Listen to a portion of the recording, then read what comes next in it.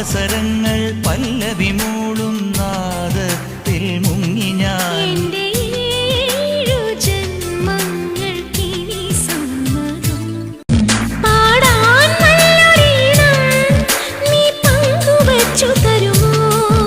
ഓരോ പാതിരാവും നിൻ കൂന്തൽ തൊട്ടു തൊഴുമോ?